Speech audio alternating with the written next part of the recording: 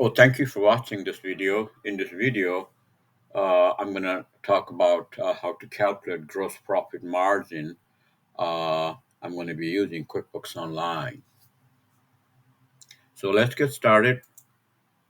Uh, so the calculating your gross profit margin ratio, gross profit margin, is also known as contribution margin, especially useful for businesses that sell products. If you carry inventory, you sell products, uh, you know, then this is very helpful. You got to watch this. So the contribution margin is the amount of sales revenue that remains for a product after its variable costs are deducted. So, the cost of goods sold uh, is your variable cost. And if you are working on selling products or doing job costs or project costs, so if you're tracking direct cost, uh, then you have variable cost. Job could be jobs, your payroll cost and other materials. So those are your variable costs. So to calculate the gross profit margin ratio, you will basically need the total revenue from your income statement and minus cost of goods sold for the period you're calculating the ratio.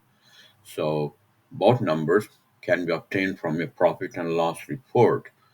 So the formula is gross profit margin ratio equal, total revenue, total income minus total is also known as COGS, and just divided by your total income.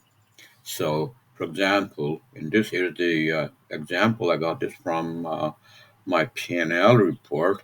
So, in this case, your total revenue was $202,000, and your cost of goods sold was $37,447. So, in this case, your uh, gross profit margin is 81.47%. So it's basically, this result means you earned about 81 cents per each dollar of your net sales. That's pretty good. So it depends upon what should be your right gross margin. Depends upon the industry to industry, and depends on what type of product you sell.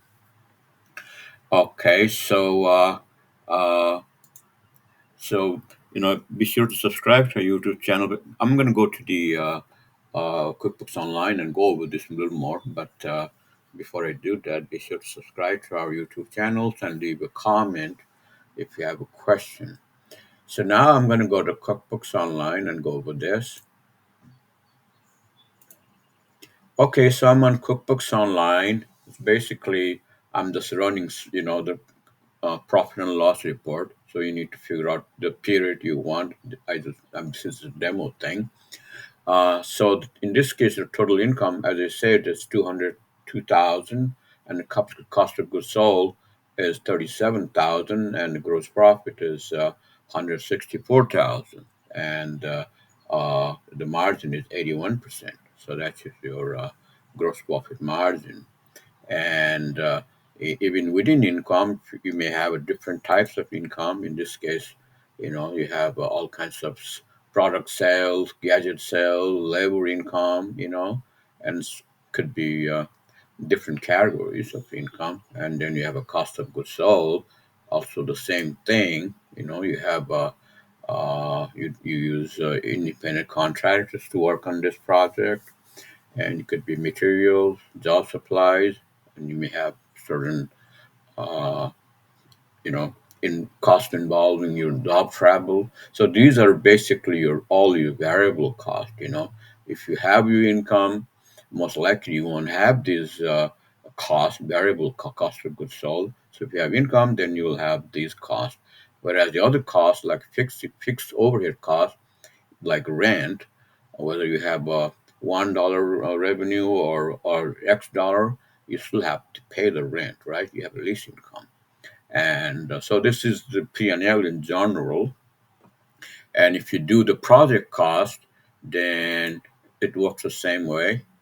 In this case, like as you can see here, this is the QuickBooks Online, the project one, and in this case, these are the projects. or job cost, uh, and you can see all the profit margin. These are all samples.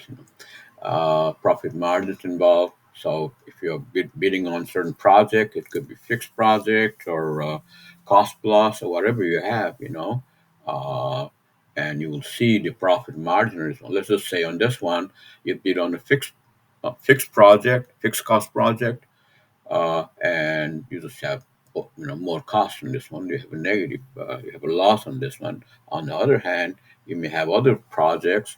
You bid on it, and the profit margin is pretty high. So that's how it works.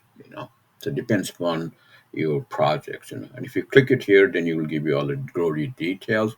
But basically, that's about it on just how to calculate the gross profit margin.